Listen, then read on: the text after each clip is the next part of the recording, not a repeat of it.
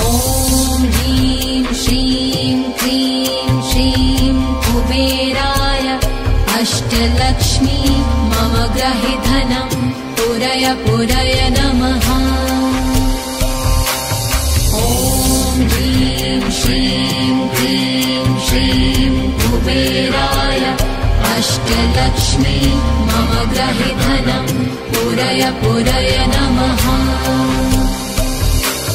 ॐ ह्रीं श्रीं क्रीं श्रीं कुबेराय अष्टलक्ष्मी मम गृहे धनं पुरय पुरय नमः।